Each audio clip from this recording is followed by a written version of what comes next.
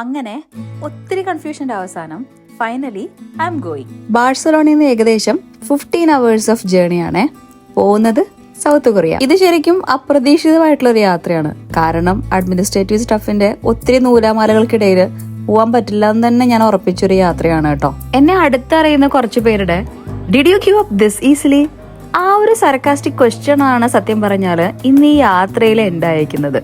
നമ്മളെ വെല്ലുവിളിക്കുന്ന കാര്യങ്ങൾ ഏറ്റെടുക്കാനേ ആദ്യം കുറച്ച് മടി തോന്നുമെങ്കിലും once we go through all those struggles and when we made that it's a different feeling. Security ചെക്കിനും ഇമിഗ്രേഷനും ഒക്കെ തീർന്നപ്പോഴാണ് ഞാൻ തന്നെ വിശ്വസിച്ചത് ഞാൻ ഇതേ പോവാണെന്ന്. 7 hours flight from Barcelona to Abu Dhabi. പിന്നെ ഉണ്ടായിരുന്നത് ആകെ 1 മണിക്കൂർ ലേ ഓവർ. അതില് 30 minutes പ്രീവിയസ് ഫ്ലൈറ്റ് ലേറ്റും ആയിരുന്നു. അങ്ങനെ ഓടി സെക്കൻഡ് ഫ്ലൈറ്റിന്റെ ഗേറ്റ് ക്ലോസിംഗിന്റെ തൊട്ട് മുന്നേ കയറിയിരുന്നു കേട്ടോ. ഇനി അനദർ 8 hours എന്ത് ചെയ്യും? തിന്നാ കുടിക്കുക കിടക്കുക അല്ലാതെ വേറെ എന്ത് ചെയ്യാനാ? സത്യം പറഞ്ഞ ഈ ഫ്ലൈറ്റ് ജേർണി നല്ല ബോറിംഗ് ആണ് കേട്ടോ. ഇതേ മാപ്പ് നോക്കിയപ്പോ ഞാൻ പറക്കുന്നത് ഇന്ത്യയുടെ മുകളിലൂടെ. ഒന്ന് ചാടിയാലോ എന്ന് വിചാരിച്ചതാ. കാരണം ഈനുനെ മിസ് ചെയ്യാൻ തുടങ്ങിയിട്ടേ കുറച്ച് ദിവസമായി. അങ്ങനെ 15 മണിക്കൂറിന്റെ അഡ്വഞ്ചറിന് ശേഷം ഫൈനലി കൊറിയ എത്തി.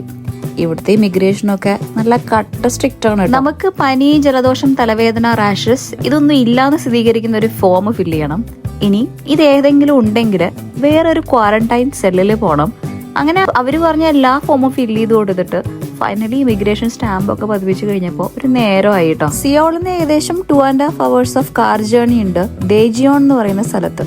അങ്ങനെ എല്ലാം കഴിഞ്ഞ് ഞാൻ എന്തേ ഹോട്ടലിൽ എത്തിയപ്പോ ഇവിടുത്തെ സമയം 2 മണി. ബാഴ്സലോണയിലെ സമയം എന്താണെന്ന് എനിക്കറിയില്ല, നാട്ടിലെ സമയം എന്താണെന്ന് എനിക്കറിയില്ല. മൊത്തത്തിൽ ഒരു കിളി പോയ അവസ്ഥ. കൂടെ ചെറിയൊരു പനിയും. മതിയല്ലോ, അടിപൊളിയാവും നാളെ മുതൽ. കൂടുതൽ വിശേഷങ്ങൾ പിന്നെ ഷെയർ ചെയ്യാം. ഇഷ്ടപ്പെട്ടുവെങ്കിൽ എന്നെ ഫോളോ ചെയ്യാൻ മറക്കല്ലേ കേട്ടോ.